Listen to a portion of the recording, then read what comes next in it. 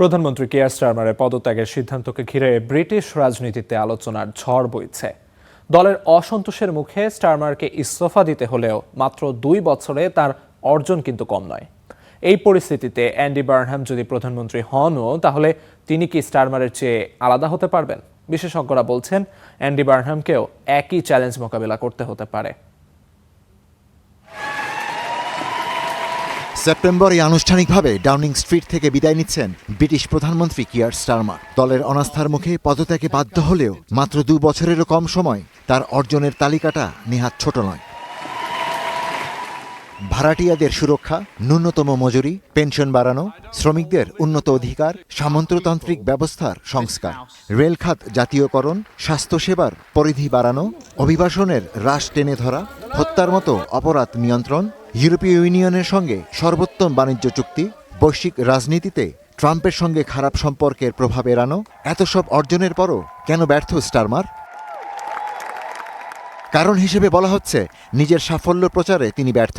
ফলে ভোটাররা লেবার দলের অর্জন অনুভব করতে পারেনি। নিজের সরকারের উদ্দেশ্য স্পষ্ট করতে পারেনি স্টারমার। নিজেকে তিনি এমন এক রাষ্ট্রনায়ক হিসেবে তুলে ধরতে চেয়েছেন যার কাছে জনপ্রিয়তার চেয়ে কাজটাই মুখ্য ছিল। ফলে ভোটাররা চরমপন্থী দলগুলোর দিকে ঝুঁকতে শুরু করে।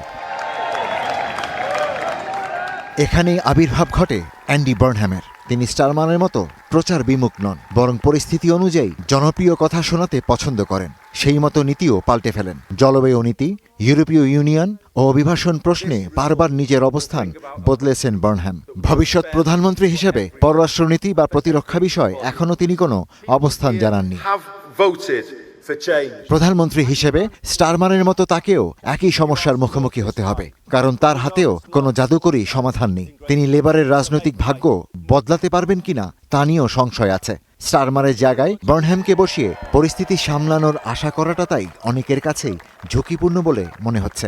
কারণ বার্নহ্যামও যদি ব্যর্থ হন তাহলে কি হবে, এমন প্রশ্নের কোনো সহজ উত্তর মিলছে না। স্টারমারের জন্য সময়টা হয়তো খারাপ ছিল, কিন্তু ব্রিটিশ ইতিহাসবিদরা তাকে কঠিন সময় ব্রিটেনকে পথ দেখানোর চেষ্টা করা একজন সৎ মানুষ হিসেবেই মূল্যায়ন করবে। Ishtiaq Hossain, star news.